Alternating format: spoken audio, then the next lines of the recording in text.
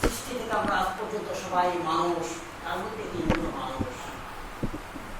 যুগে যুগে সকল ধর্মে মুসলমানদের নবী রাসূল এসেছেন, তদ্রূপভাবে সকল ধর্মে ধর্মযাজকরা এসেছেন।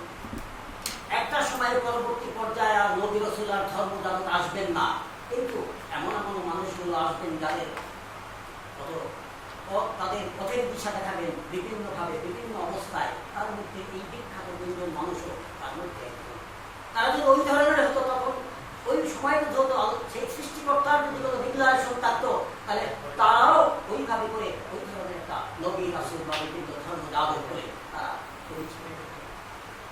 তো আসলে আমরা এদের আলোচনায় এতটুকু আমরা সবাইকে আমাদের চিন্তা করা উচিত, এই তিনজনকেই আমরা আলোচনা যেহেতু তিনজন, তারা কি কি ধরনের গল্প, কবিতা, প্রবন্ধ বিভিন্ন বিভিন্ন বিভিন্নভাবে যারা লিখেছেন, তাদের মনের ভাবনায় তাকে সৃষ্টিকর্তা তাদেরকে যেভাবে শ্রেষ্ঠ বলে মনের ভাবনাগুলো দিয়ে আমাদের জেনারেশনকে, পরবর্তী মানুষগুলোকে, ওই সময়ের মানুষগুলোকে সেই পথ চালানোর জন্য সেইভাবে আমাদেরকে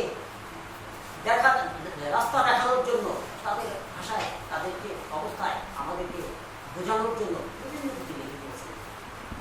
সেই লেখাগুলো, সেই বিষয়গুলোই আমরা অনুসরণ করতে পারি, এটাই আসলে মূল বিষয় আমি মনে করি।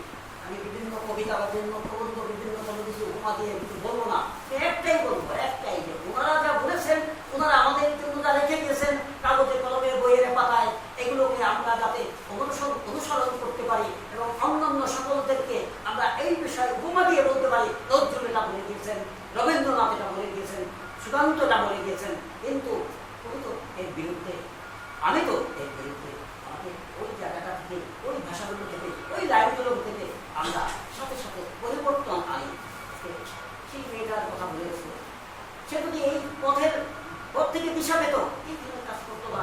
আজকেও একটা ঘটনা ঘটেছে রামপুরাতে, কালকে এটা ঘটেছে, আজকেও ঘটনা ঘটেছে, প্রতিদিন ঘটনা ঘটতেছে। এই ঘটনাগুলা না ঘটানোর জন্যই এই সমস্ত বিখ্যাত মানুষগুলো আমাদের জন্য কিছু পথ দেখিয়ে দিচ্ছে।